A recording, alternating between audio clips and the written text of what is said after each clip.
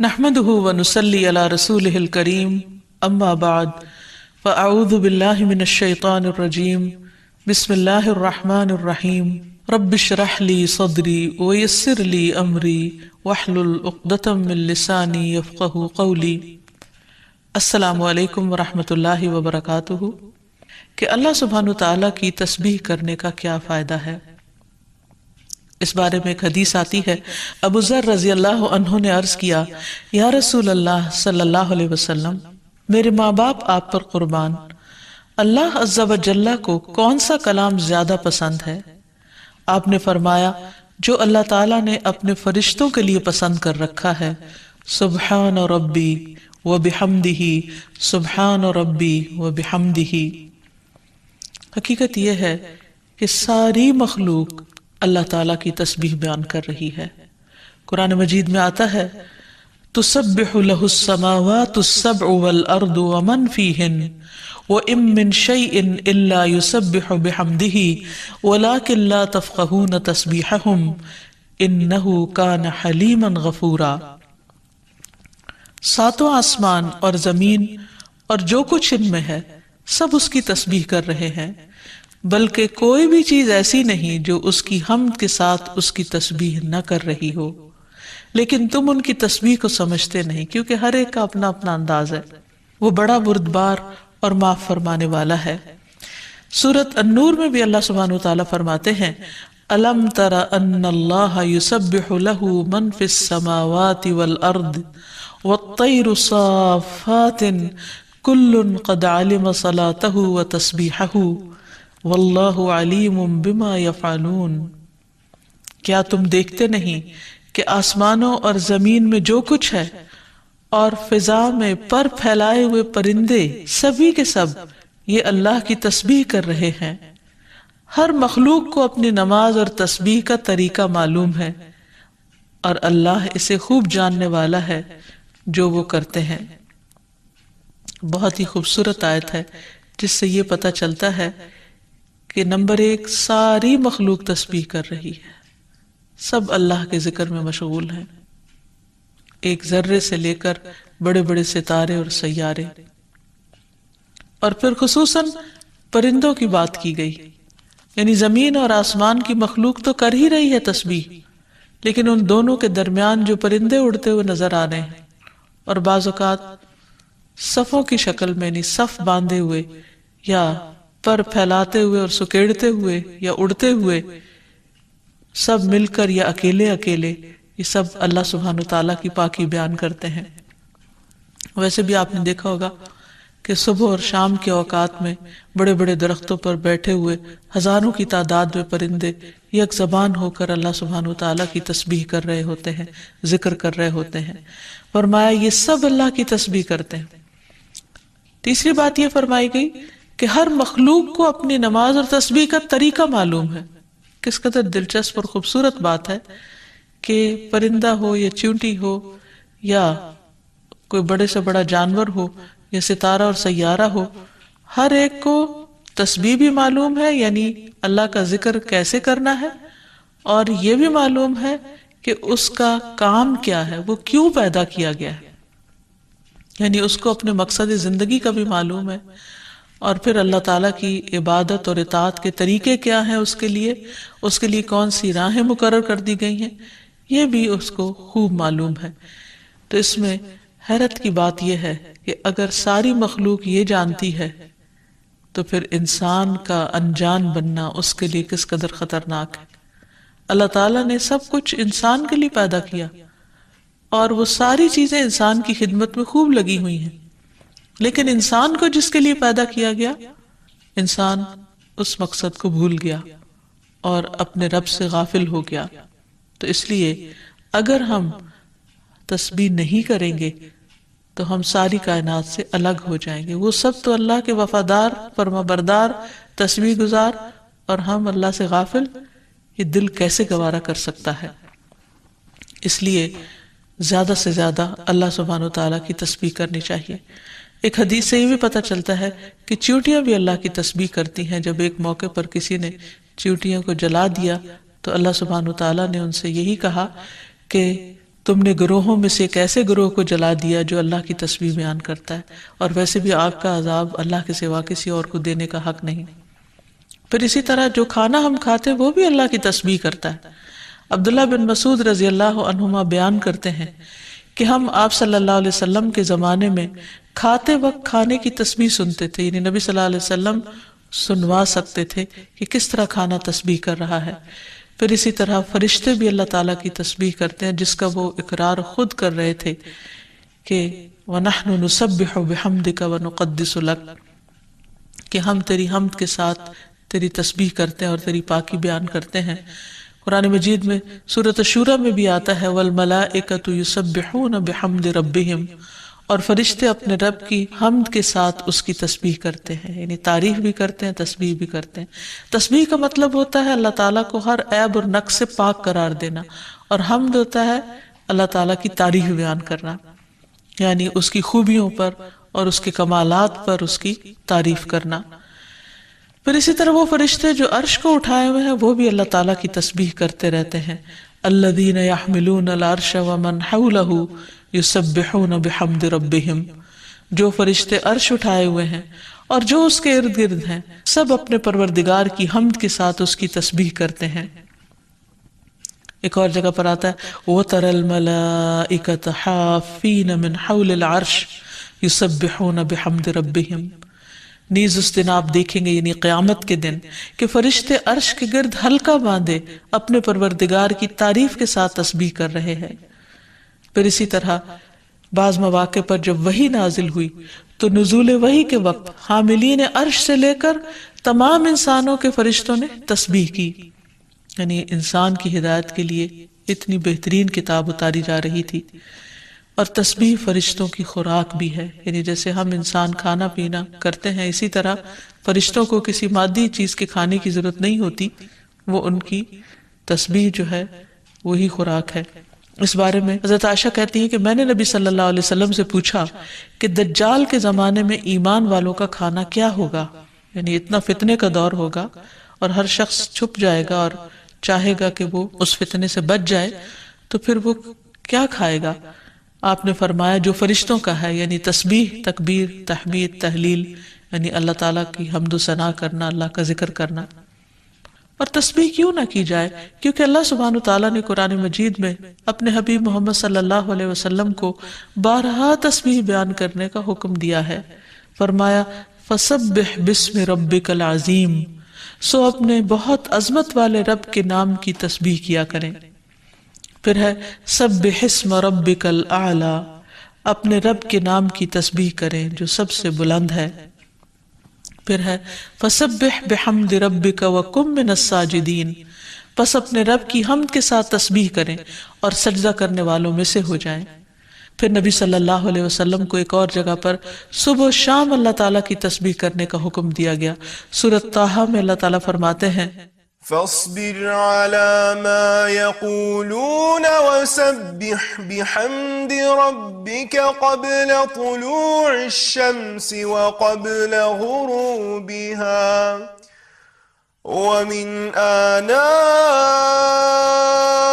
الليل فسبح وأطراف النهار لعلك ترضى۔ سو اس پر صبر کرو جو وہ کہتے ہیں، اور سورج طلوع ہونے سے پہلے اور اس کے غروب ہونے سے پہلے اپنے رب کی حمد کے ساتھ تسبیح کرو، اور رات کے کچھ اوقات میں بھی پس تسبیح کرو، اور دن کے کناروں میں بھی، تاکہ تم خوش ہو جاؤ۔ یعنی خوشی کا راز، اطمینان اور سکون کا راز اللہ تعالیٰ کی تسبیح کرنے میں ہے، جو ذکر کا ایک بہترین طریقہ ہے، اور یہ ایمان والوں کی علامت بھی ہے، کیونکہ قرآن مجید میں آتا ہے انما یؤمن بآیاتنا الذین اذا ذکروا بها خروا سجدا وسبحوا بحمد ربهم وهم لا يستكبرون، کہ ہماری آیات پر تو وہی لوگ ایمان رکھتے ہیں کہ جب انہیں ان کے ساتھ نصیحت کی جاتی ہے تو وہ سجدہ کرتے ہوئے گر پڑتے ہیں، یعنی جھک جاتے ہیں، اور اپنے رب کے حمد کے ساتھ اس کی تسبیح کرتے ہیں اور وہ تکبر نہیں کرتے۔ یعنی یہ ہوتی ہے مومن کی شان کہ وہ اللہ کی تعریف میں کھویا ہوتا ہے، اللہ کی پاکیزگی بیان کرتا ہے، وہ اپنے رب کی قدر کو پہچانتا ہے اور اپنے کوتاہیوں کو اور اپنی غلطیوں کو، اسی لیے وہ اللہ تعالیٰ کی پاکی بیان کرتا ہے اور اپنے قصور کا اعتراف کرتا ہے، اور اس کی زبان اللہ کے ذکر سے تر رہتی ہے۔ پھر اسی طرح یہ ہے کہ تسبیح تمام مخلوق کے رزق کی کنجی بھی ہے۔ اللہ کے نبی نوح علیہ السلام کی وفات کا وقت جب قریب آیا تو انہوں نے اپنے بیٹے سے فرمایا کہ میں تمہیں ایک وصیت کر رہا ہوں، سبحان اللہ و بحمدہ کا ورد کرتے رہنا، یہ ہر چیز کی نماز ہے، اس کے ذریعے مخلوق کو رزق ملتا ہے، تو جو شخص یہ چاہتا ہو کہ اس کے رزق میں کشادگی ہو، اسے بھی کثرت کے ساتھ تسبیح کرنی چاہیے۔ جیسے اللہ تعالیٰ قرآن مجید میں حکم بھی دیتے ہیں، یا ایھا الذین آمنوا اذکروا اللہ ذکرا کثیرا وسبحوہ بکرۃ واصیلا، اے ایمان والو اللہ کو بکثرت یاد کیا کرو اور صبح و شام اس کی تسبیح بیان کیا کرو۔ یعنی انسان کو خاص طور پر صبح اور شام کے اوقات میں تسبیح کرنی چاہیے، جس کی تفصیل احادیث میں ہمیں ملتی ہے۔ رسول اللہ صلی اللہ علیہ وسلم خود بھی کثرت کے ساتھ سبحان اللہ و بحمدہ استغفر اللہ و اتوب الیہ پڑھا کرتے تھے کہ پاک ہے اللہ اور اس کی تعریف کے ساتھ، اور میں اللہ تعالیٰ سے بخشش طلب کرتا ہوں اور میں اس کی طرف توبہ کرتا ہوں۔ پھر اسی طرح تسبیح اہل جنت کی پکار بھی ہوگی، دعواہم فیہا سبحانک اللہم، کہ ان کی پکار وہاں ہوگی کہ اے اللہ تو پاک ہے ہر عیب سے، ہر کمی کوتاہی سے، ہر نقص سے، یعنی تو بے عیب ہے، منزہ ہے۔ اور یہ اللہ سبحانہ وتعالیٰ کو نہایت پسند ہے کہ اس کی کوئی مخلوق اس کی پاکی بیان کرے، کیونکہ وہ اس کا مستحق ہے، وہ ہے ہی پاک۔ پھر یہ ہے کہ اہل جنت بھی صبح و شام اللہ تعالیٰ کی تسبیح بیان کریں گے، اس لیے ضروری ہے کہ انسان یہ سلسلہ دنیا سے ہی شروع کر دے۔ اہل جنت کی تسبیح جو ہے وہ ان کے سانسوں میں جاری کر دی جائے گی، اور پھر جو لوگ اللہ تعالیٰ کی تسبیح نہیں کرتے وہ دراصل بد نصیب ہیں، کیونکہ وہ اتنی بڑی خیر سے محروم ہو رہے ہیں جو دنیا میں ان کے لیے سکون کا باعث ہے اور آخرت میں ان کے لیے رب کے قرب کا ذریعہ ہوگی۔ تسبیح کے لیے جو الفاظ استعمال ہوتے ہیں اس میں سبحان اللہ و بحمدہ، سبحان ربی الاعلی، سبحان ربی العظیم، یہ تمام کلمات جو ہیں یہ تسبیح کے ہیں۔ اس کے علاوہ ایک اور حدیث سے ہمیں پتہ چلتا ہے، سمرہ بن جندب کہتے ہیں کہ رسول اللہ صلی اللہ علیہ وسلم نے فرمایا، اللہ کے نزدیک سب سے زیادہ محبوب کلمات 4 ہیں، سبحان اللہ والحمد للہ ولا الہ الا اللہ واللہ اکبر، اور تمہیں اس میں سے کسی بھی کلمے سے شروع کرنا نقصان نہ دے گا، یعنی پہلے الحمدللہ بھی کہہ سکتے ہیں یا سبحان اللہ پہلے کہہ سکتے ہیں، لیکن یہ اللہ تعالیٰ کے نہایت پسندیدہ ترین کلمات ہیں۔ پھر اسی طرح آپ صلی اللہ علیہ وسلم نے یہ بھی فرمایا کہ بے شک تم لوگ اللہ کی عظمت کا جو ذکر کرتے ہو، یعنی تسبیح، تحلیل، تحمید، جو الفاظ بھی کہتے ہو، وہ عرش کے ارد گرد چکر لگاتے ہیں، ان کی ایسی بنبناہٹ ہوتی ہے جیسے شہد کی مکھیوں کی بنبناہٹ، وہ اپنے کہنے والے کا ذکر اللہ کے ہاں کرتے ہیں، کیا تم نہیں چاہتے کہ اللہ کے ہاں تمہارا ذکر ہوتا رہے؟ تو اس سے پتہ چلتا ہے کہ انسان اگر یہ چاہتا ہے کہ اللہ سبحانہ وتعالیٰ کے ہاں اس کا ذکر ہو تو اس کو چاہیے کہ دنیا میں وہ کثرت کے ساتھ تسبیح کرے، کیونکہ تسبیحات کا پڑھنا تمام چیزوں سے بہتر ہے۔ ابو ہریرہ کی روایت میں آتا ہے کہ رسول اللہ صلی اللہ علیہ وسلم نے فرمایا، سبحان اللہ والحمد للہ ولا الہ الا اللہ واللہ اکبر، کہ اللہ پاک ہے اور سب تعریفیں اسی کے لیے ہیں، اللہ کے سوا کوئی معبود نہیں اور اللہ سب سے بڑا ہے، یہ کہنا میرے نزدیک ہر اس چیز سے محبوب ہے جس پر سورج طلوع ہو، یعنی بڑے بڑے سونے چاندی کے ڈھیر سے بھی زیادہ پسندیدہ تھا نبی صلی اللہ علیہ وسلم کے نزدیک ان کلمات کا ذکر کرنا، ورد کرتے رہنا۔ پھر اسی طرح یہ کلمات جو زبان پر بہت ہلکے ہیں اور میزان میں بہت بھاری ہیں اور الرحمن کو بہت ہی پیارے ہیں، وہ ہیں سبحان اللہ و بحمدہ، سبحان اللہ العظیم۔ پھر ایک بار تسبیح پڑھنے سے زمین و آسمان بھر جاتا ہے۔ رسول اللہ صلی اللہ علیہ وسلم نے فرمایا، طہارت نصف ایمان کے برابر ہے، اور الحمدللہ کہنا میزان کو بھر دیتا ہے۔ سبحان اللہ اور الحمدللہ کہنے سے زمین و آسمان کے درمیانی فضا بھر جاتی، یعنی کتنا فاصلہ ہے زمین و آسمان کے بیچ کا، لیکن انسان کیا اس کے لیے بھی اس کو کچھ مشکل ہے کہ اللہ سبحانہ وتعالیٰ کی محبت کے ساتھ پاکی بیان کرے اور تسبیح کرے، جس کا ریوارڈ اتنا بڑا ہے اس کے لیے؟ آج دنیا میں انسان کو وہ نظر نہیں آتا، لیکن کل قیامت کو انسان ایک ایک نیکی کا محتاج ہوگا تو وہاں اس کو اس کی قدر آئے گی. اس لیے بہتر ہے کہ آج اپنے لیے انسان ذخیرہ اور سرمایہ اکٹھا کر لے. پھر اسی طرح انسان جب تسبیح کرتا ہے تو اس کے گناہ بھی مٹتے ہیں، یعنی ایک طرف اس کی نیکیوں میں اضافہ ہوتا ہے اور دوسری طرف اس کے گناہوں کو جھاڑنے کا ذریعہ بنتا ہے. انس رضی اللہ عنہ کہتے ہیں کہ رسول اللہ صلی اللہ علیہ وسلم ایک ایسے درخت کے پاس سے گزرے جس کے پتے سوکھ چکے تھے. آپ نے اس پر لاٹھی ماری تو اس کے پتے جھڑنے لگے. پھر آپ نے فرمایا الحمدللہ وسبحان اللہ ولا الہ الا اللہ واللہ اکبر سے اسی طرح گناہ جھڑتے ہیں جس طرح اس درخت کے پتے جھڑے ہیں. پھر اسی طرح یہ 100 اونٹوں سے افضل عمل ہے. نبی صلی اللہ علیہ وسلم نے فرمایا جس نے سورج طلوع ہونے اور اس کے غروب ہونے سے قبل 100 بار سبحان اللہ کہا تو یہ اس کے لیے 100 اونٹوں سے بہتر ہے. یعنی اتنی بڑی کمائی اور نیکیوں کا اتنا بڑا ذخیرہ ہے. پھر اسی طرح تسبیح کے کچھ اور کلمات ہیں کہ جن سے آسمان کے دروازے کھل جاتے ہیں. ابن عمر کہتے ہیں کہ ہم رسول اللہ صلی اللہ علیہ وسلم کے ساتھ نماز پڑھ رہے تھے کہ جماعت میں سے ایک آدمی نے کہا اللہ اکبر کبیرہ والحمد للہ کثیرا وسبحان اللہ بکرۃ واصیلا. تو رسول اللہ صلی اللہ علیہ وسلم نے فرمایا اس طرح کے کلمات کہنے والا کون ہے؟ جماعت میں سے ایک آدمی نے عرض کیا اے اللہ کے رسول میں ہوں. آپ نے فرمایا کہ مجھے تعجب ہوا کہ اس کے لیے آسمان کے دروازے کھولے گئے. ابن عمر فرماتے ہیں کہ میں نے ان کلمات کو پھر کبھی نہیں چھوڑا جب سے اس کے بارے میں میں نے رسول اللہ صلی اللہ علیہ وسلم کو یہ فرماتے ہوئے سنا کیا کہ اس شخص کے لیے آسمان کے دروازے کھول دیے گئے، یعنی ان کلمات کے پڑھنے کی وجہ سے. پھر تسبیحات کا پڑھنا جنت میں درخت لگانے کا سبب بنتا ہے. پھر اسی طرح انسان کے تمام جوڑوں کا صدقہ ہر روز اس پر واجب ہو جاتا ہے اور یہ تسبیحات اس کے لیے ہر جوڑ سے صدقے کا باعث بنتی ہیں. پھر یہ ہے کہ تسبیحات عمر میں اضافے کا ذریعہ بھی بنتی ہیں. نبی صلی اللہ علیہ وسلم نے فرمایا اللہ کے نزدیک اس مومن سے افضل کوئی نہیں جسے حالت اسلام میں لمبی عمر دی گئی ہو اس کی تسبیح و تکبیر اور تحلیل کی وجہ سے. پھر اسی طرح انسان کے لیے یہ تسبیحات محرومی سے بچاؤ کا ذریعہ بھی ہیں. رسول اللہ صلی اللہ علیہ وسلم نے فرمایا کچھ دعائیں ایسی ہیں جن کو 100 مرتبہ پڑھنے والا کبھی محروم نہیں ہوتا. سبحان اللہ والحمد للہ ولا الہ الا اللہ واللہ اکبر.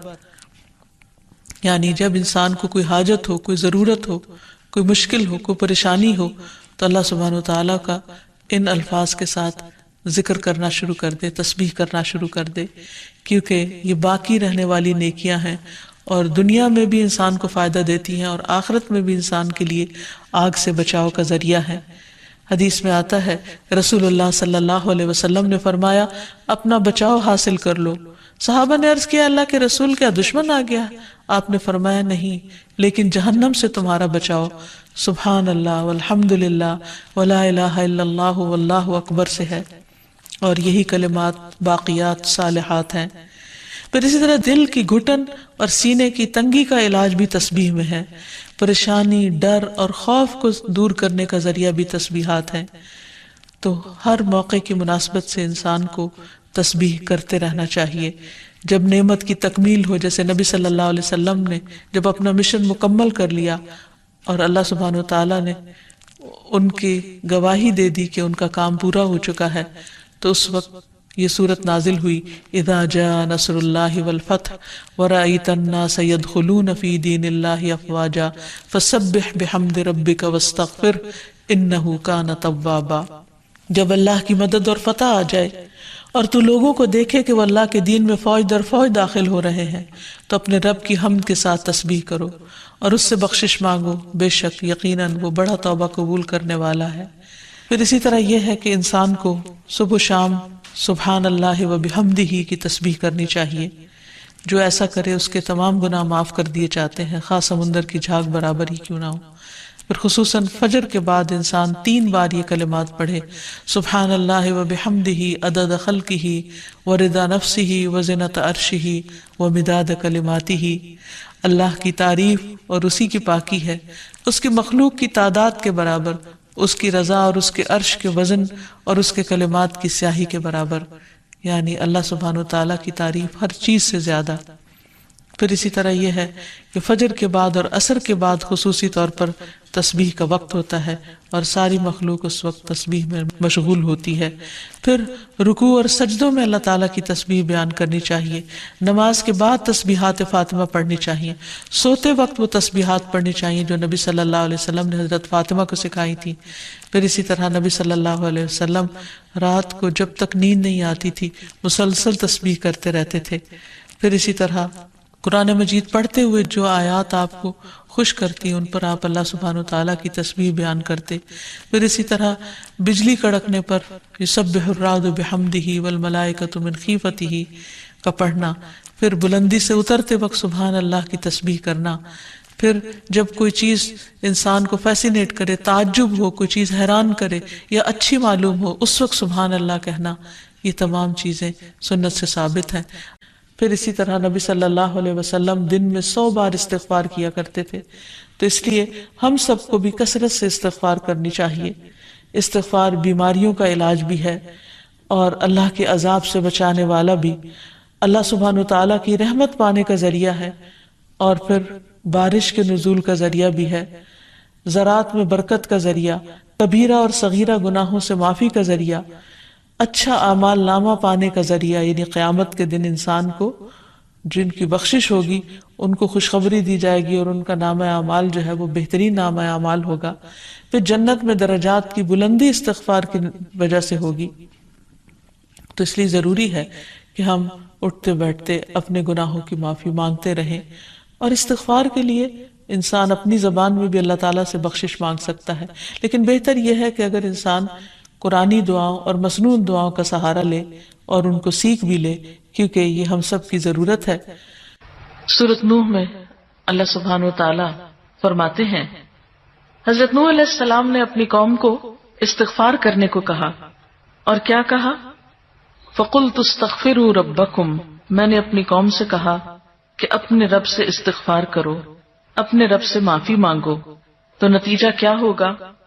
انہو کان غفارا، بے شک وہ بہت زیادہ معاف کرنے والا ہے، یرسل السماء علیکم مدرارا، تم پر آسمان سے خوب بارشیں برسائے گا، آسمان کو تم پر برسنے والا بنا دے گا، ویمددکم باموال وبنین، تمہیں مال اور بیٹوں سے مدد دے گا، ویجعل لکم جنات، تمہارے لیے باغات بنائے گا، ویجعل لکم انہارا، اور تمہارے لیے نہریں جاری کر دے گا۔ آپ دیکھیں کہ ایک انسان کی خواہش کیا ہوتی کہ اس کو کیا کچھ ملے، یعنی رہنے کا مقام اور حالات جو ہیں وہ پرسکون ہو، پھر اس کے بعد یہ کہ مال ہوں، بیٹے ہوں، باغ ہوں، اور زندگی کی اور آرائشیں اور نعمتیں ہوں۔ یہ ساری چیزیں کہاں سے ملتی ہیں، کیسے ملتی ہیں؟ استغفار سے ملتی ہیں۔ عام طور پر لوگ پریشان ہوتے ہیں، دکھی ہوتے ہیں۔ مثلا ایک شخص ایک بزرگ کی محفل میں آیا اور اس نے کہا کہ میرے حالات بہت تنگ ہیں، مجھے بہت پریشانی ہے، میرا رزق بہت تنگ ہے، تو آپ مجھے کوئی وظیفہ بتائیے۔ تو انہوں نے اس کو کہا کہ کثرت سے استغفار پڑھو۔ دوسرا آیا، اس نے کہا بچوں کی شادی نہیں ہوتی، تو آپ نے اس کو بھی کیا بتایا کہ کثرت سے استغفار کرو۔ تیسرا آیا تو کہنے لگا کہ بہت قحط سالی ہے، فصلیں اچھی نہیں ہوتی، تو آپ نے اس کو بھی استغفار کا بتایا۔ تو کسی نے ان سے پوچھا کہ بھائی 3 لوگ آپ سے 3 ڈفرنٹ مسئلے لے کر آئے ہیں، اپنی پریشانیاں لے کر آئے ہیں، آپ نے تینوں کو ایک ہی چیز بتائی ہے۔ تو اس پر انہوں نے یہی سورۃ نوح کی آیت پڑھ کر سنائی کہ دیکھو یہ قرآن میں اللہ کا وعدہ ہے، اور اللہ کا وعدہ سچا ہے۔ اللہ تعالیٰ کی بات سے بڑھ کر سچی بات کس کی ہو سکتی ہے؟ ہمارے پڑھنے میں کمی کوتاہی ہو سکتی ہے، لیکن اللہ کی بات میں کوئی شک نہیں۔ ذالک الکتاب لا ریب فیہ، یہ وہ کتاب ہے جس میں کوئی شک نہیں۔ لیکن یہ ہے کہ بعض اوقات ہم خود پڑھنے میں کوتاہی کر دیتے ہیں، تو جن کا رشتہ نہ ہو رہا ہو وہ بھی، جن کا ہو چکا ہو اور شادی کے پرابلمز ہو وہ بھی، جن کا ہو چکا اور پھر بچے نہ ہو وہ بھی، ان سب کے لیے ایک ہی وظیفہ ہے، اور وہ کیا ہے؟ استغفار کا۔ پھر اسی طرح ایک اور جگہ پر ایک اور پیغمبر نے اپنے لوگوں سے کہا وَاسْتَغْفِرُوا رَبَّكُمْ ثُمَّ تُوبُوا إِلَيْهِ إِنَّ رَبِّي رَحِيمٌ وَدُودٌ، اپنے رب سے معافی مانگو اور اس کی طرف پلٹ آؤ، بے شک میرا رب رحیم ہے اور اپنی مخلوق سے بہت محبت رکھتا ہے۔ یعنی جب کسی بندے پر کوئی تکلیف آتی ہے تو ایسا نہیں کہ اللہ تعالیٰ اس پر خوش ہوتے ہیں اور جان بوجھ کے ستانا چاہتے ہیں بندوں کو، اللہ تو بندوں کے حق میں بہت مہربان ہے۔ پھر سوال یہ پیدا ہوتا ہے کہ تکلیف آتی کیوں؟ اگر وہ ہم سے محبت کرتا ہے اور وہ بہت مہربان ہے، تو بات یہ ہے کہ کچھ چیزیں ہم اچھے حالات میں سیکھتے ہیں اور کچھ چیزیں ہم ہارڈ شپ سے سیکھتے ہیں۔ کچھ نعمتوں کی قدر ہم اچھے طریقے سے ویسے ہی کر لیتے ہیں، اور کچھ چیزوں کی قدر ہمیں اس وقت آتی ہے جب کوئی مشکل پیش آتی ہے۔ آپ دیکھیے کہ اس کی مثال یوں ہی ہے کہ جیسے کچھ کھانے آپ کچے ہی کھا لیتے ہیں، جیسے فروٹس وغیرہ ہیں، آپ کو پکانے کی ضرورت نہیں ہوتی، لیکن کچھ کھانے آپ کو پکا کر کھانے ہوتے ہیں۔ اسی طرح زندگی میں کچھ حالات ایسے ہوتے ہیں کہ جن میں آپ آرام سے سیکھ جاتے ہیں، یا کچھ باتیں آپ کو بغیر کسی مشکل کے سمجھ میں آ جاتی ہیں، لیکن کچھ باتیں آپ کو مشکل آنے پر سمجھ آتی ہیں۔ اور جس طرح انسان پختہ اور میچور ہوتا ہے مشکلات میں، آپ نے دیکھا ہوگا کہ جو بچے ہارڈ شپس میں پلتے ہیں وہ بڑے ہو کر ان میں اسٹیمنا زیادہ ہوتا ہے، لیکن جو بچے بہت نعمتوں میں اور نازوں میں پلتے ہیں وہ اتنے بہادر اور اتنے ہمت والے نہیں ہوتے۔ اس لیے دھوپ اور چھاؤں، غم اور خوشی، دونوں اس کائنات کا حسن ہے۔ دن اور رات ایک بہت بڑی نشانی ہے ہمارے لیے۔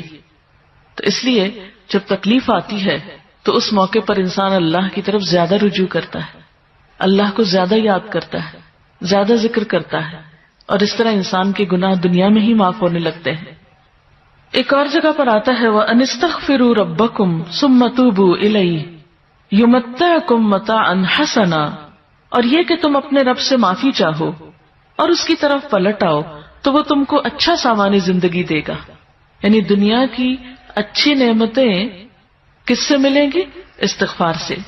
تسبیح کے لیے جو الفاظ استعمال ہوتے ہیں اس میں سبحان اللہ و بحمدہ، سبحان ربی الاعلی، سبحان ربی العظیم، یہ تمام کلمات جو ہیں یہ تسبیح کے ہیں۔ اس کے علاوہ ایک اور حدیث سے ہمیں پتہ چلتا ہے، سمرہ بن جندب کہتے ہیں کہ رسول اللہ صلی اللہ علیہ وسلم نے فرمایا اللہ کے نزدیک سب سے زیادہ محبوب کلمات 4 ہیں، سبحان اللہ والحمد للہ ولا الہ الا اللہ واللہ اکبر، اور تمہیں اس میں سے کسی بھی کلمے سے شروع کرنا نقصان نہ دے گا، یعنی پہلے الحمدللہ بھی کہہ سکتے ہیں یا سبحان اللہ پہلے کہہ سکتے ہیں، لیکن یہ اللہ تعالیٰ کے نہایت پسندیدہ ترین کلمات ہیں۔ پھر اسی طرح آپ صلی اللہ علیہ وسلم نے یہ بھی فرمایا کہ بے شک تم لوگ اللہ کی عظمت کا جو ذکر کرتے ہو، یعنی تسبیح، تحلیل، تحمید، جو الفاظ بھی کہتے ہو، وہ عرش کے ارد گرد چکر لگاتے ہیں، ان کی ایسی بنبناہٹ ہوتی ہے جیسے شہد کی مکھیوں کی بنبناہٹ، وہ اپنے کہنے والے کا ذکر اللہ کے ہاں کرتے ہیں، کیا تم نہیں چاہتے کہ اللہ کے ہاں تمہارا ذکر ہوتا رہے؟ تو اس سے پتہ چلتا ہے کہ انسان اگر یہ چاہتا ہے کہ اللہ سبحانہ وتعالیٰ کے ہاں اس کا ذکر ہو تو اس کو چاہیے کہ دنیا میں وہ کثرت کے ساتھ تسبیح کرے، کیونکہ تسبیحات کا پڑھنا تمام چیزوں سے بہتر ہے۔ ابو ہریرہ کی روایت میں آتا ہے کہ رسول اللہ صلی اللہ علیہ وسلم نے فرمایا سبحان اللہ والحمد للہ ولا الہ الا اللہ واللہ اکبر، کہ اللہ پاک ہے اور سب تعریفیں اسی کے لیے ہیں، اللہ کے سوا کوئی معبود نہیں اور اللہ سب سے بڑا ہے، یہ کہنا میرے نزدیک ہر اس چیز سے محبوب ہے جس پر سورج طلوع ہو، یعنی بڑے بڑے سونے چاندی کے ڈھیر سے بھی زیادہ پسندیدہ تھا نبی صلی اللہ علیہ وسلم کے نزدیک ان کلمات کا ذکر کرنا، ورد کرتے رہنا۔ پھر اسی طرح یہ کلمات جو زبان پر بہت ہلکے ہیں اور میزان میں بہت بھاری ہیں اور الرحمن کو بہت ہی پیارے ہیں، وہ ہے سبحان اللہ و بحمدہ، سبحان اللہ العظیم۔ پھر ایک بار تسبیح پڑھنے سے زمین و آسمان بھر جاتا ہے۔ اے اللہ، اے ہمارے رب، تیرے ہی لیے ہر قسم کی تعریف ہے، جس سے کہ آسمان بھر جائیں، زمین بھر جائے، اور جو کچھ ان دونوں کے درمیان ہے وہ سب بھی، اور اس کے بعد ہر وہ چیز جسے تو چاہے کہ وہ بھر جائے، یعنی تیری تعریف سے بھر جائے۔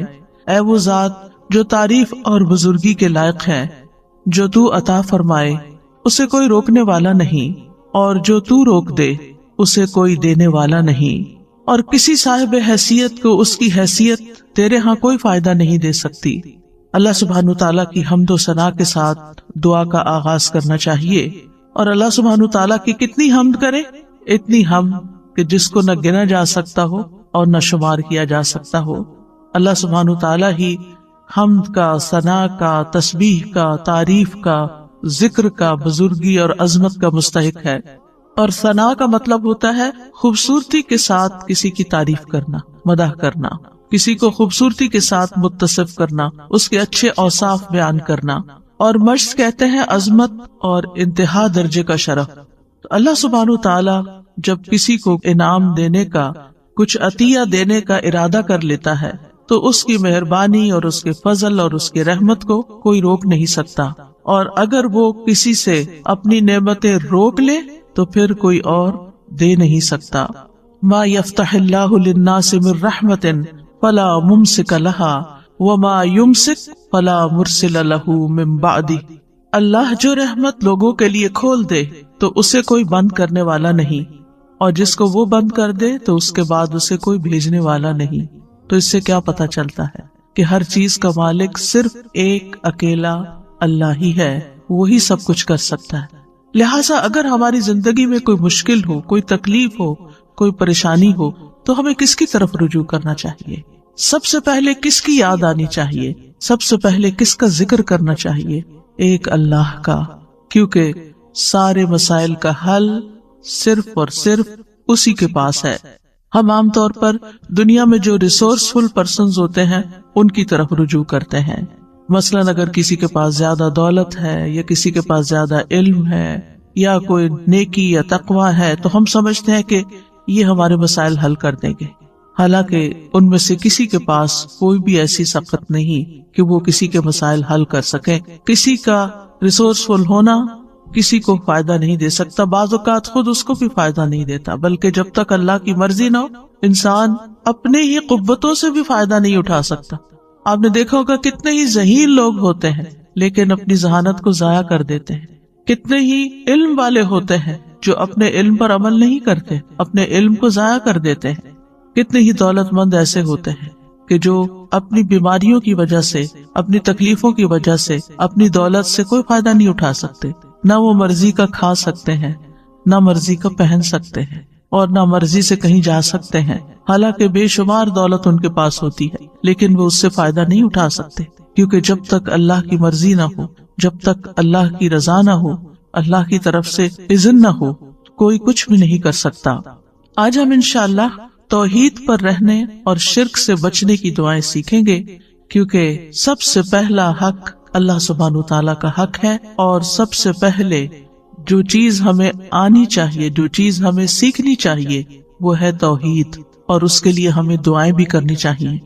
ہم دیکھتے ہیں کہ ابراہیم علیہ السلام اور اسماعیل علیہ السلام دونوں نے جب کعبۃ اللہ کی تعمیر کر لی تو اس کے بعد جو دعا کی وہ کیا تھی؟ اے ہمارے رب، اور ہمیں اپنے لیے فرما بردار بنا، اور ہماری اولاد میں سے بھی ایک امت اپنے لیے فرما بردار بنا، اور ہمارے عبادت کے طریقے ہمیں دکھا، اور ہماری توبہ قبول فرما، بے شک تو ہی بہت توبہ قبول کرنے والا، نہایت رحم کرنے والا ہے۔ اسی طرح ابراہیم علیہ السلام نے خاص طور پر دعا کی کہ اے ہمارے رب، اس شہر کو امن والا بنا دے، اور مجھے اور میرے بیٹوں کو اس سے بچا لے کہ ہم بتوں کی عبادت کریں۔ انہوں نے اس چیز کا دعویٰ نہیں کیا کہ میں نے یہ گھر اللہ کی عبادت کے لیے بنایا، شرک اور شرک والوں کو چھوڑ کر آیا ہوں اور یہاں یہ گھر آباد کیا ہے، اب تو ہم شرک سے محفوظ ہو گئے، اور اب میں بھی اور میری اولاد بھی اپنے بل بوتے پہ ہم اب شرک نہیں۔ انہوں نے اپنے آپ پر بھی اعتماد نہیں کیا۔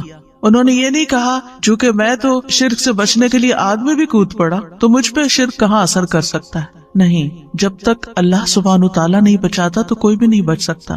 لا حول ولا قوت الا باللہ. لہذا انہوں نے دعا کی کہ اللہ مجھے بھی بچا لے اور میرے بچوں کو بھی بچا لے کہ ہم بتوں کی عبادت کریں. یونس علیہ السلام جب مچھلی کے پیٹ میں گئے تو اس وقت انہوں نے کیا دعا کی؟ لا الہ الا انت سبحانک انی کنت من الظالمین. اللہ سبحانہ تعالیٰ کی توحید کا ذکر سب سے پہلے کیا، کیونکہ لا الہ الا اللہ سب سے افضل کلمہ ہے. لا الہ الا اللہ نجات کی کنجی ہے، جنت کی کنجی ہے. جس طرح نماز کی کنجی طہارت ہے، حج کی مفتاح یا حج کی کنجی جو ہے وہ احرام ہے، تو اسی طرح جنت میں جانے کے لیے لا الہ الا اللہ چاہیے. یہ سب سے افضل کلام ہے، اور اس لا الہ الا اللہ کا سیکھنا ہر ایک پر واجب ہے. یونس علیہ السلام نے کہا لا الہ الا انت سبحانک انی کنت من الظالمین، کہ تیرے سوا کوئی الہ نہیں، تو پاک ہے، بے شک میں ہی ظالموں میں سے ہوں. اور پھر وہ کلمہ جو تمام انبیاء نے حج کے موقع پر عرفہ میں پڑھا، وہ سب سے بہترین کلمہ جس کو قرار دیا گیا وہ ہے لا الہ الا اللہ وحدہ لا شریک لہ لہ الملک ولہ الحمد وہو علی کل شیء قدیر، کہ اللہ کے سوا کوئی معبود نہیں، وہ اکیلا ہے، ساری بادشاہت اسی کی ہے اور ساری تعریف بھی اسی کی ہے، اور وہ ہر چیز پر قادر ہے. جہاں ہمیں اپنی توحید کو خالص کرنے کے لیے ان کلمات کا ذکر کرنا چاہیے، وہاں دوسری طرف کفر اور شرک اور نفاق سے بچنے کی دعائیں بھی کرنی چاہیے. اللہم انی اعوذ بک من الکفر والفقر، اللہم انی اعوذ بک من عذاب القبر، لا الہ الا انت. اے اللہ میں کفر سے اور فقر سے تیری پناہ میں آتا ہوں، اے اللہ میں عذاب قبر سے تیری پناہ میں آتا ہوں، تیرے سوا کوئی معبود نہیں. اللہ اللہ ربی لا اشرک بہ شیئا، اللہ ہی میرا رب ہے، میں اس کے ساتھ کسی چیز کو شریک نہیں کرتا. اور پھر اللہم انی اعوذ بک ان اشرک بک وانا اعلم واستغفرک لما لا اعلم. اے اللہ میں تیری پناہ میں آتا ہوں اس بات سے کہ میں جان بوجھ کر تیرے ساتھ کسی کو شریک کروں، اور جو میں نہیں جانتا ہوں اس کے لیے تجھ سے مغفرت طلب کرتا ہوں. اور اسی طرح اللہم لک اسلمت وبک آمنت وعلیک توکلت والیک انبت وبک خاصمت. اللہم انی اعوذ بعزتک لا الہ الا انت ان تضلنی، انت الحی الذی لا یموت والجن والانس یموتون. اے اللہ میں نے تیری فرما برداری کی، میں تجھ پر ایمان لایا، تجھ پر توکل کیا، تیری طرف رجوع کیا، تیری ہی مدد سے لڑا. اے اللہ میں تیری عزت کے ذریعے اس بات سے پناہ مانگتا ہوں کہ تو مجھے گمراہ کرے. یعنی اللہ سبحانہ تعالیٰ کی توحید کا اقرار کرتے کرتے دعا کیا مانگی کہ تو مجھے گمراہ نہ کرنا، کیونکہ ہدایت تو صرف اللہ کے ہاتھ میں ہے، تیرے سوا کوئی معبود نہیں، تو زندہ ہے جس کو کبھی موت نہیں آئے گی، اور جن و انس سب کے سب مر جائیں گے. تو یہاں پر آپ دیکھیے کہ ایک طرف ہمیں توحید خالص حاصل کرنے کی دعائیں کرنی ہے اور اس کا اقرار کرنا ہے اور اظہار کرنا ہے. اگر آپ کو یاد ہو جو دعا کے میں نے ابتدائی لیکچرز دیے تھے تو اس میں میں نے دعا کی 3 قسمیں بتائی تھی، اور اس میں سب سے پہلی قسم دعا کی کیا تھی؟ توحید کا اقرار، لا الہ الا اللہ. یعنی لا الہ الا اللہ کا اگر آپ تکرار کر رہے ہیں، صرف اپنی توحید کا اظہار کر رہے ہیں، تو یہ سب سے بڑی دعا ہے، یہی دعا ہے، کیونکہ آپ اللہ سبحانہ تعالیٰ پر ہی انحصار کر رہے ہیں، اپنا سب کچھ اسی کے سپرد کر رہے ہیں. انسان دعا کب کرتا ہے؟ جب اس کی کوئی ضرورت ہوتی ہے، جب اس کو کوئی پریشانی ہوتی ہے، جب اس پر کوئی غم ہوتا ہے، جب وہ کسی بیماری کا شکار ہو جاتا ہے، جب اس کو کوئی مالی معاملات پیش آ رہے ہوتے ہیں جو مشکل ہو جاتے ہیں. تو ایسے اوقات میں ہم اللہ سے دعا کرتے ہیں. کیوں کرتے ہیں؟ کہ اللہ تعالیٰ اس مشکل کو دور کر سکتا ہے. اور جب ہم صرف اللہ تعالیٰ کی توحید بیان کرتے ہیں کہ اور کوئی الہ ہے ہی نہیں، اور کوئی مددگار ہی نہیں، اور کوئی کارساز ہی نہیں، اور کوئی دکھ دور کرنے والا ہی نہیں، اور کوئی مشکل سے نکالنے والا ہی نہیں، تو دراصل ہم اس بات کا اقرار کر رہے ہوتے ہیں. اور رنج و غم سے نکلنے کی دعا کیا بتائی گئی؟ اللہ اللہ ربی لا اشرک بہ شیئا. اس میں مانگا تو کچھ نہیں، صرف ہم یہ کہہ رہے ہیں کہ اللہ میرا رب ہے اور میں اس کے ساتھ کسی کو بھی شریک نہیں کرتا. اپنی توحید کو خالص کر رہے ہیں، کیونکہ آپ اس بات کا زبان حال سے اقرار کر رہے ہیں کہ آپ کی یہ بے بسی، لاچارگی، تکلیف، پریشانی صرف ایک اللہ ہی دور کر سکتا ہے. اور جتنا جتنا زیادہ آپ اپنی توحید کو خالص کرتے چلے جاتے ہیں اتنا ہی آپ اللہ کو راضی کرتے چلے جاتے ہیں، کیونکہ اللہ سبحانہ تعالیٰ کو سب سے زیادہ جو چیز ناراض کرتی ہے وہ شرک ہے۔ شرک کیا ہے؟ ظلم عظیم ہے۔ اللہ سبحانہ تعالیٰ سب چیزیں معاف کر دے گا لیکن شرک کو معاف نہیں کرے گا۔ تو پھر جب ہم لا الہ الا اللہ لا الہ الا اللہ لا الہ الا اللہ پڑھتے چلے جاتے تو دراصل کس چیز کی نفی کر رہے ہوتے ہیں؟ شرک کی نفی کر رہے ہوتے ہیں، کیونکہ اس میں ایک طرف لا الہ ہے کہ کوئی بھی الہ نہیں، میرے نزدیک کوئی بھی بڑا نہیں تجھ سے، کوئی بھی معبود نہیں، کوئی بھی عبادت کے لائق نہیں، کوئی بھی حاجت روا نہیں، کوئی بھی مشکل کشا نہیں، الا اللہ، سوائے اللہ کے۔ ہر خیر کی کنجیاں اللہ ہی کے پاس ہیں، میں اسی کی طرف رجوع کرتا ہوں، اسی سے مدد طلب کرتا ہوں، وہی میرا اصل مددگار ہے۔ اور جتنا زیادہ دل کے ساتھ آپ اس کلمے کو پڑھیں گے اور پکاریں گے اور اپنی تکلیف میں آپ کچھ بھی نہیں کہتے سوائے اس کے کہ لا الہ الا اللہ لا الہ الا اللہ، بیمار ہیں، دکھی ہیں، اور اس کے کہنے میں آپ دیکھیں اگر آپ کا منہ نہیں کھلتا تھا تب بھی آپ کی زبان اس کلمے کو ادا کر سکتی، یعنی آپ کو اسے بولنے کے لیے نہ اپنے ہونٹ ہلانے پڑتے نہ اپنے حلق کو تکلیف دینی پڑتی، کچھ بھی نہیں، لا الہ الا اللہ لا الہ الا اللہ۔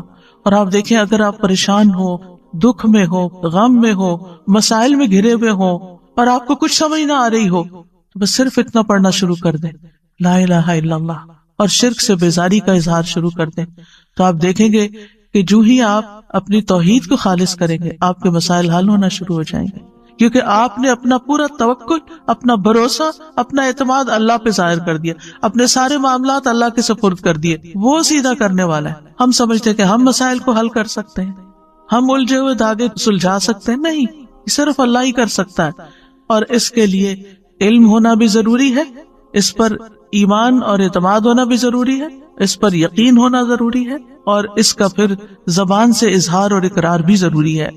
تو توحید یہی ہے کہ انسان اپنی صرف زبان سے نہیں اپنے حال سے بھی صرف ایک اللہ کا اقرار کرے۔ اللہ سبحانہ تعالیٰ نے ہمیں پیدا ہی اس لیے کیا ہے، وَمَا خَلَقْتُ الْجِنَّ وَالْإِنسَ إِلَّا لِيَعْبُدُونَ، کہ میں نے جنوں انسانوں کو نہیں پیدا کیا مگر اس لیے کہ وہ میری عبادت کریں، یعنی اللہ کے بن جائیں، یعنی سب سے زیادہ محبت بھی اس سے کریں، سب سے زیادہ تعظیم بھی اسی کی، سب سے زیادہ حق اسی کا، ہر چیز پر اسی کو ترجیح دینے والے ہوں۔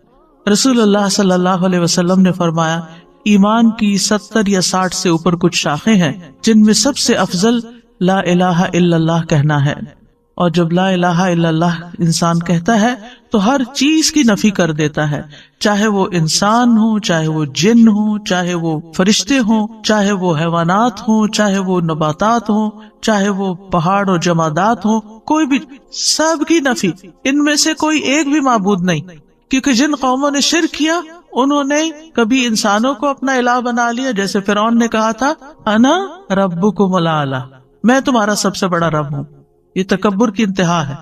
تو لوگوں نے اس کو کیا مانا ہوا تھا، وہ کہتا ہے کیا تم میرے علاوہ کسی الہ کو جانتے ہو، میں ہی تمہارا الہ ہوں، تو لوگوں نے بھی اس کو الہ مان لیا۔ تو بہت سے جو قوموں نے شرک کیا انہوں نے انسانوں کو واقعی اپنا معبود بنا لیا، اور ان کے آگے وہ جھکے بھی۔ بدھا کو کیا سمجھتے ہیں لوگ، عیسیٰ علیہ السلام کو کیا بنا لیا، اللہ کے بیٹے کے علاوہ الہ بھی بنا دیا۔ تو نیک لوگوں کو لوگوں نے اپنا الہ بنا لیا۔ مسلمانوں کے اندر بھی آپ دیکھیں کہ کسی درجے میں بزرگوں کی، نیک لوگوں کی، تقوی والوں کی ایک خاص ایسی عقیدت ہوتی ہے جو انہیں نعوذ باللہ اللہ کے مقام یا اس کے برابر کر دیتی ہے کہ یہی ہمارے سب کچھ ہے، یہی ہمیں سب کچھ دیں گے، انہی کی وجہ سے ہی سب کچھ ہے۔ یہی تو شرک ہے۔ اللہ سبحانہ تعالیٰ کو کسی کی ضرورت ہے؟ کسی کی بھی ضرورت نہیں ہے۔ کوئی ساری زندگی بھی سجدے میں پڑا رہے تو اللہ کا حق ادا نہیں کر سکتا، ایک نعمت کا حق ادا نہیں کر سکتا۔ کہاں یہ کہ وہ یہ سمجھے کہ میں چھوٹی موٹی ٹوٹی پوٹی عبادت کر کے کچھ بن گیا ہوں اور اب لوگوں کے مسائل کا حل میرے ہاتھ میں ہے، کسی کے ہاتھ میں نہیں ہے۔ تو صرف اور صرف ایک اللہ ہی ہے جو سب کچھ کرتا ہے۔ پھر آپ دیکھیں اہل عرب نے فرشتوں کو اللہ کی بیٹیاں بنا کے ان کی پوجا شروع کر دی تھی، ان کے بت بنا کے رکھ لیے تھے، اور وہ سمجھتے تھے کہ یہ ہماری مشکلات آسان کرتی ہیں اور یہ ہمارے فائدے کی ہے۔ وہ ان کے نام کی نظر نیاز کرتے، ان کے نام کے چڑھاوے چڑھاتے، ان کے نام پہ جانور ذبح کرتے، بہت کچھ ان کی طرف سے کرتے۔ تو لا الہ الا اللہ، کوئی فرشتے بھی نہیں۔ پھر لوگوں نے جنوں کو بھی الہ بنا لیا۔ سورۃ الجن میں اس کا ذکر ملتا ہے کہ وہ ان سے ڈرتے تھے، ان سے خوف کھاتے تھے، اور جب سفر کرتے اور رات کو کہیں پڑاؤ کرنا ہوتا، کسی وادی میں ٹھہرتے تو کہتے ہم اس وادی کے جن کی پناہ طلب کرتے ہیں کہ وہ ہمیں ہر طرح کے شر سے بچائے، یعنی یہاں جو کیڑے مکوڑے ہیں یا اور کوئی دشمن ہے ان سب کے شر سے ہمیں یہ جنوں کا سردار بچا لے، نعوذ باللہ، یہ بھی بہت بڑا شرک ہے۔ پھر اسی طرح کچھ لوگوں نے پتھروں کے بت بنا لیے، ان کو پوچھتے، کچھ نے درختوں کو بت بنا لیا، اور اب تو آپ دیکھیے کہ کروڑوں کی تعداد میں ہے، جس چیز سے انسان ڈرے، آگ سے ڈرے، پانی سے ڈرے، ان سب چیزوں کو اپنا الہ بنا لیا۔ اسلام ایک واحد ایسا دین ہے کہ جس میں سب سے زیادہ جس چیز کی امپورٹنس ہے اور جس کے بغیر کوئی مسلمان ہی نہیں ہوتا، وہ ہے یہ کلمہ لا الہ الا اللہ، کہ ہم ہر ایک کی نفی کرتے ہیں، سب کو نگیٹ کرتے ہیں، اور صرف اللہ سبحانہ وتعالیٰ کو ہی اپنا الہ اور معبود سمجھتے ہیں۔ اور پھر توحید کا جو لفظ ہے یہ وحد یوحد سے ہے، جس کا معنی ہوتا ہے کسی چیز کو ایک بنانا۔ اسی سے اللہ تعالیٰ کی صفات ہے الواحد الاحد، اور پھر اللہ تعالیٰ کو ایک ماننا اس کی ذات میں، اس کی صفات میں، یعنی اس کی ذات میں بھی کوئی شریک نہیں اور اس کی صفات میں بھی کوئی شریک نہیں، اس کی الوہیت میں یعنی اس کے الہ ہونے میں، اس کی ربوبیت میں رب ہونے میں، اس کے تمام اسماء و صفات میں وہ یکتا ہے۔ لیس کمثلہ شیء، کوئی چیز اس جیسی نہیں، وہو السمیع البصیر۔ امام ابن قیم توحید کی تعریف یوں بیان کرتے ہیں، توحید صرف بندے کے اس اقرار کو نہیں کہتے کہ اللہ کے سوا کوئی خالق نہیں، اور یہ کہ اللہ ہر چیز کا رب اور اس کا بادشاہ ہے، جیسا کہ بتوں کے پرستش کرنے والے اس کا اقرار کرتے ہیں لیکن پھر بھی وہ مشرک ہے۔ یعنی اللہ کو ایک ماننا اس معنی میں کہ وہی خالق ہے، وہی مالک اور رب ہے، بادشاہ ہے، لیکن ساتھ یہ دیویاں بھی ہیں، تو یہ بھی شرک ہو جاتا ہے۔ یعنی کچھ لوگ اللہ تعالیٰ کی کچھ صفات میں اس کو ایک مانتے ہیں اور باقی میں دوسروں کو بھی شریک کر دیتے ہیں۔ وہ کہتے ہیں، اور بڑی خوبصورت تعریف ہے یہ توحید کی، اور ہمیں سمجھنی چاہیے اچھی طرح، کہ توحید اللہ کی محبت، اس کے سامنے جھک جانے، اس کے دروازے پر عاجزی اور انکساری کرنے، اس کی اطاعت میں کمال فرما برداری کرنے، اس کی عبادت میں کمال اخلاص اختیار کرنے، اور اپنے تمام اقوال اور افعال میں اس کے بلند چہرے اور رضا کا ارادہ کرنے پر مشتمل ہے۔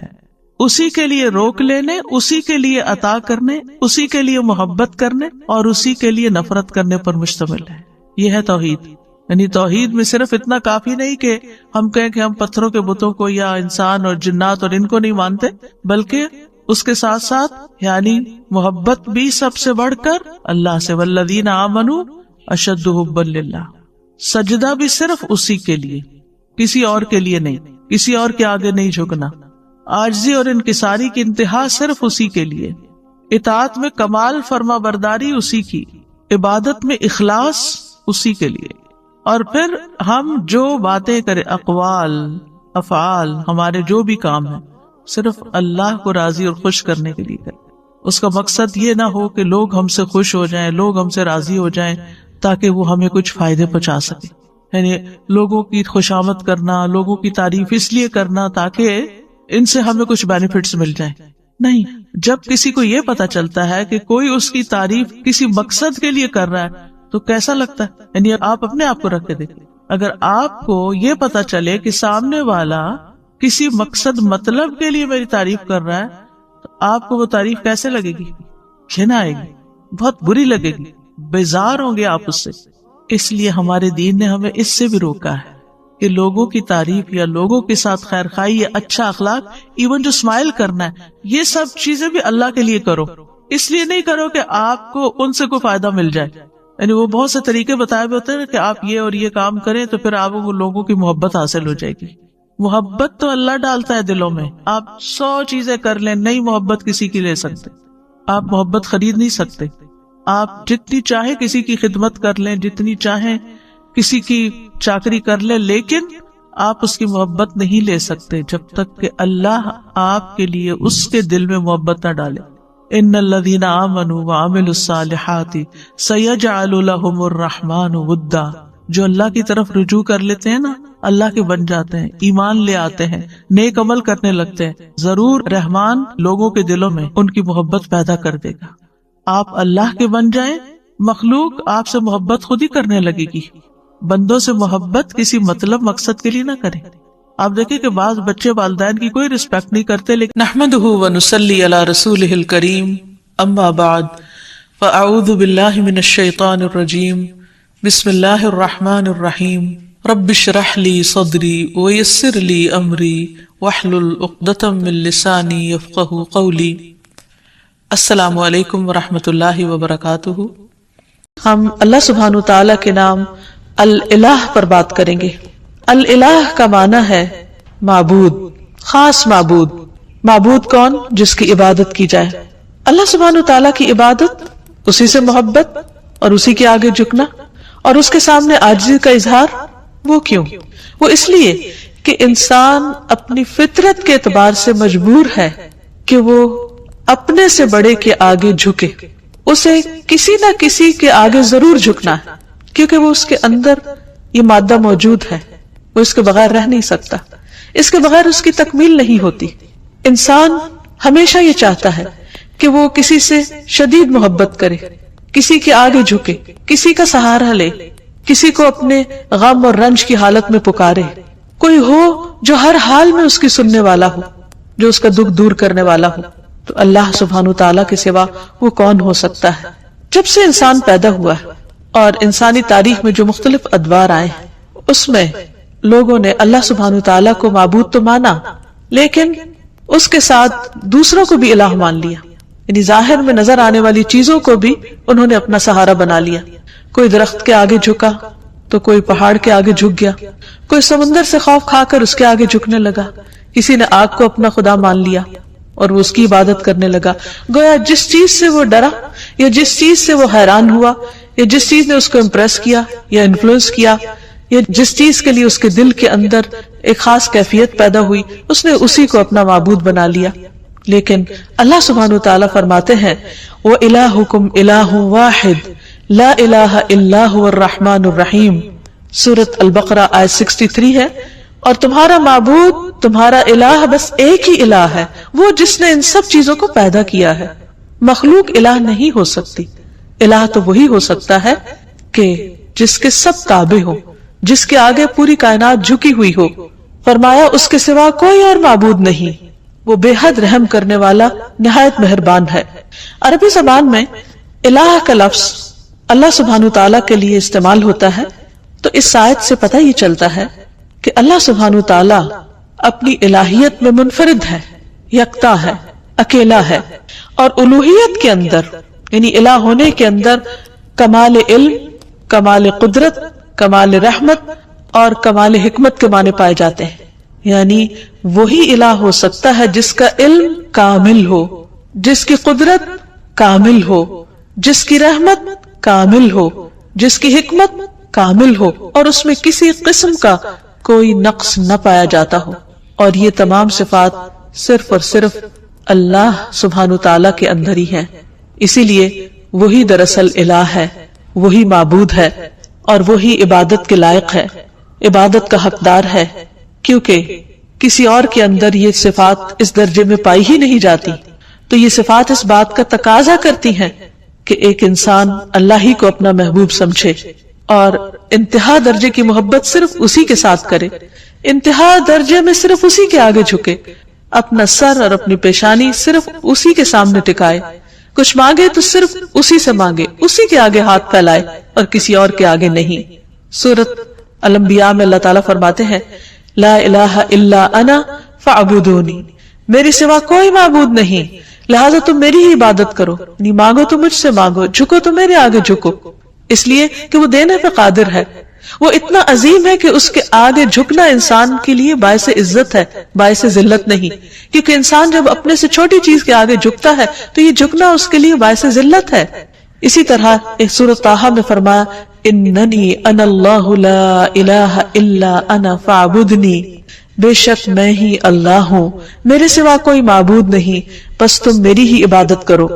اللہ سبحانہ تعالیٰ کے لیے الہ کے علاوہ رب کا بھی لفظ آتا ہے، یعنی رب بھی اللہ کے ناموں میں سے ایک نام ہے، لیکن ان دونوں میں فرق ہے۔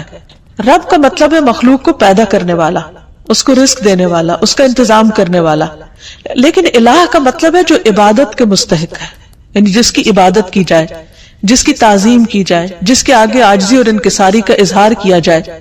تو عبادت حقیقت میں محبت، اطاعت، تسلیم و رضا اور تعظیم پر مبنی ہوتی ہے، اور یہ صرف الہ ہی کے لیے ہو سکتی ہے. تو اس میں دراصل توحید الوہیت کی طرف دعوت دی گئی ہے، اور جہاں الہ کا لفظ آیا ہے وہاں ساتھ شرک کی نفی بھی کی گئی ہے کہ لا الہ الا انت یا لا الہ الا اللہ. پھر یہ ہے کہ اللہ سبحانہ وتعالی نے اپنا یہ نام خود رکھا ہے، اضافت کے ساتھ بھی اور اس کے بغیر بھی. اور حقیقت یہ ہے کہ تمام انبیاء بھی اس نام کو استعمال کرتے رہے ہیں. ہم دیکھتے ہیں کہ سورۃ البقرہ میں اللہ تعالیٰ کا ارشاد ہے.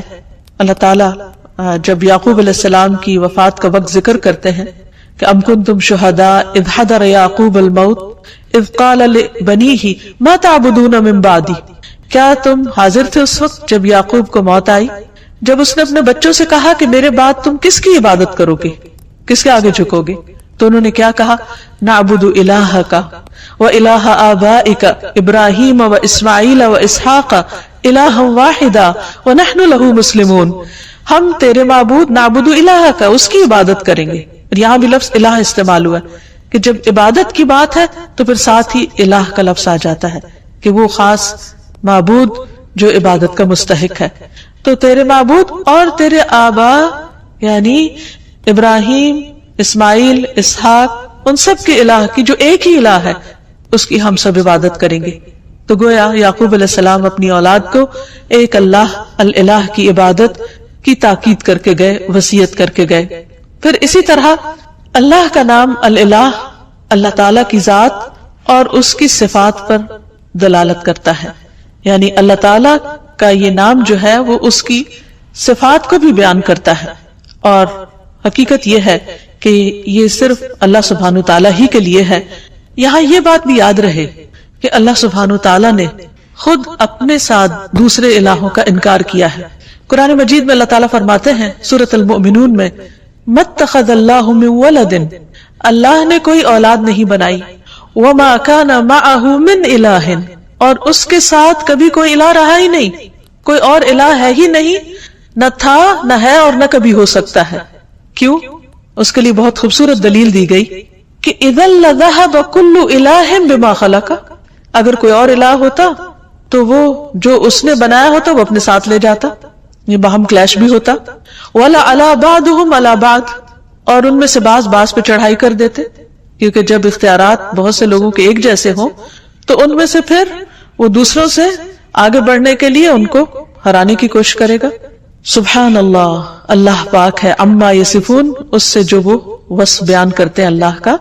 یعنی اللہ سبحانہ تعالیٰ کے ساتھ کوئی اور الہ ہو ہی نہیں سکتا، کیونکہ کوئی اور ایسی صفات کے لائق ہی نہیں اور کوئی معبود ہے ہی نہیں. عبادت کا مستحق صرف اللہ ہے. تمام انبیاء نے اسی کی دعوت دی ہے، اعبدوا اللہ ما لکم من الہ غیرہ، اللہ کی عبادت کرو، اس کے سوا تمہارا کوئی الہ نہیں. واعبدوا اللہ ولا تشرکوا بہ شیئا، اور اللہ کی عبادت کرو اور اس کے ساتھ کسی کو شریک نہ ٹھہراؤ، کیونکہ ہماری زندگی کا مقصد ہی عبادت ہے اور عبادت اللہ کا حق ہے. اس لیے ہمیں سوچ سمجھ کر اس حق کو ادا کرنا ہے. ایسا نہ ہو کہ ہم کوشش بھی کریں، محنت بھی کریں، لیکن وہ اس کے ہاں قبول نہ ہو جس نے دراصل ہمیں پیدا ہی اس کام کے لیے کیا ہے. معاذ رضی اللہ عنہ سے مروی ہے کہ نبی صلی اللہ علیہ وسلم جس گدھے پر سوار تھے میں اس کے اوپر آپ کے ساتھ پیچھے بیٹھا ہوا تھا، سواری کر کے کہیں جا رہے تھے. اس گدھے کا نام عفیر تھا. آپ نے فرمایا اے معاذ، کیا تمہیں معلوم ہے کہ اللہ تعالیٰ کا حق اپنے بندوں پر کیا ہے اور بندوں کا حق اللہ تعالیٰ پر کیا ہے؟ میں نے کہا کہ اللہ اور اس کا رسول ہی زیادہ جانتے ہیں.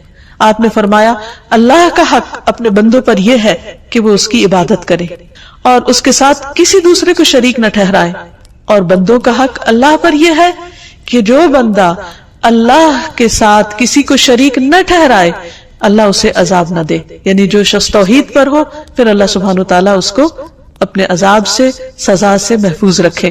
پھر یہ ہے کہ اللہ تعالیٰ کو راضی کرنے کے لیے ضروری ہے کہ ہم صرف اسی کی عبادت کریں اور اس کے ساتھ کسی کو شریک نہ ٹھہرائیں اور اللہ کی رسی کو مضبوطی سے تھامے رکھیں اور کسی تفرقہ بازی کا شکار نہ ہو. پھر یہ بھی یاد رہے کہ جو شخص اللہ کو اپنا الہ مان لیتا ہے وہ سلامت رہتا ہے، قرآن مجید میں آتا ہے الذین آمنوا ولم یلبسوا ایمانہم بظلم اولئک لہم الامن وہم مہتدون، جو لوگ ایمان لائے پھر اپنے ایمان کو ظلم یعنی شرک سے آلودہ نہیں کیا، یعنی اللہ کا حق عبادت کسی اور کو نہیں دیا، اس کے ساتھ کسی اور کو شریک نہیں کیا عبادت میں، یہی لوگ قیامت کے دن امن میں رہیں گے اور دنیا اور آخرت میں یہی لوگ ہدایت یافتہ ہوں گے۔